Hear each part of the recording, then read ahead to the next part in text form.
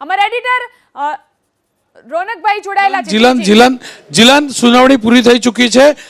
સુનાવણી પૂરી થઈ ચૂકી છે। જમીરભાઈ મારી સાથે। જમીરભાઈ, શું થયું સુનાવણીમાં? અમે ડિટેલ આર્ગ્યુમેન્ટ કરી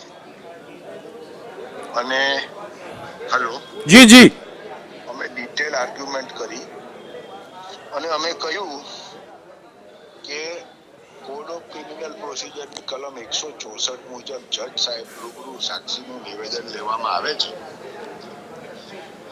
તેવા કેસમાં પણ સુપ્રીમ કોર્ટ એવા નિવેદન પણ માનતી નથી, કારણ કે જજ સાહેબ સમક્ષ જે લઈ જનાર વ્યક્તિ છે તે સાક્ષીને ભયમાં મૂકીને લઈ ગયો છે કે વિધાઉટ ફિયર લઈ ગયો છે એ નક્કી થતું નથી।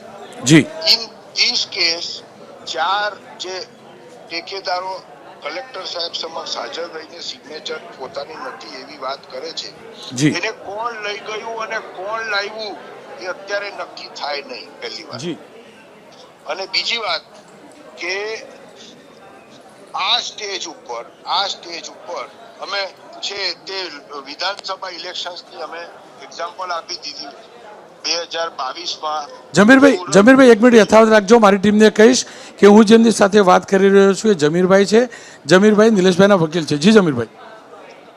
અમે છે તે બહુ પ્રિસાઇઝલી કન્ક્લુડ કરી દઉં 2 મિનિટમાં। જી કે અમે છે તે એક્ઝામ્પલ કોટ કર્યો વિધાનસભા ઇલેક્શન 2022માં સુરત ઈસ્ટ 159 સુરત ઈસ્ટમાં કંચન છરીવાલા નામના આમ આદમી પાર્ટીના ઉમેદવારે ફોર્મ ભરેલું। પાછળથી જ્યારે સ્ક્રુટિની થઈ ત્યારે એમના 2 ફોર્મમાં 2 ઠેકેદારોએ એવું કહ્યું કે અમારી સિગ્નેચર નથી, પરંતુ ઇલેક્શન અધિકારીએ ચૂંટણી અધિકારીએ એમની રજૂઆત નહીં માની અને ફોર્મ મંજૂર કરતો હુકમ કર્યો। એ જ મેં આખી હકીકત લેખિતમાં સાહેબ સમક્ષ મૂકી દીધી છે અને મેં કહ્યું છે કે તે વખતે જ્યારે 159 વિધાનસભા ઇલેક્શનમાં ચૂંટણી અધિકારીએ ઠેકેદારના કહેવા છતાં ફોર્મ મંજૂર કર્યો તો એ જ નિયમ અમને લાગુ પડે છે। જમીરભાઈ, કોઈ ઠેકેદાર હાજર રહ્યા ખરા? ના, કોઈ ઠેકેદારને અમે હાજર નહોતા રાખ્યા, કારણ કે અમારી પાસે ટેકનિકલી અમારો કેસ બહુ સ્ટ્રોંગ છે। અચ્છા, ઠેકેદાર સંપર્કમાં છે ખરા? એ સાહેબ મને અત્યારે નથી ખબર, કારણ કે હું તો ઠેકેદાર તો સંપર્કમાં અચ્છા, બીજું બીજેપી તરફથી વાદો ઉઠાવ્યો તો એમના તરફથી શું દલીલ થઈ? એમના તરફથી તો બસ એક જ વાત છે કે તમે ફોર્મ રદ કરો, કારણ કે જે ઠેકેદાર છે તે આવીને કહી ગયા કે અમારી સહી નથી।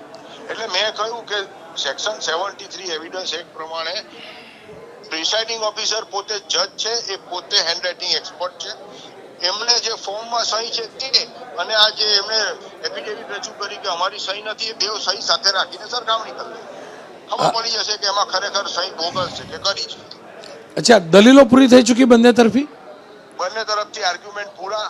હવે સાહેબ ઓર્ડર પર કામ લે। ઓર્ડર કેટલા વાગ્યા સુધીમાં આવ્યું લાગે જમીરભાઈ? લાગે છે કે 11 સવા 11 સુધી ઓર્ડર થઈ જશે। જમીરભાઈ, આપનો ખૂબ ખૂબ આભાર। ખેર, મોટા સમાચાર એ છે કે સુનાવણી પૂરી થઈ ચૂકી છે। સુરત લોકસભા બેઠક ઉપર જે વિવાદ થયો હતો એ મુદ્દે સુનાવણી પૂરી થઈ ચૂકી છે। નિલેશ કુંભાણી તરફે જે દલીલ થઈ છે, દલીલ વિધાનસભા ચૂંટણી વખતે જે વિવાદ થયો હતો તેમાં પણ ઠેકેદારોએ એમ કહ્યું હતું કે અમે ટેકો આપ્યો નથી, છતાં પણ એમનું ફોર્મ માન્ય રાખવામાં આવ્યું હતું, તો અહીંયા કેમ નહીં?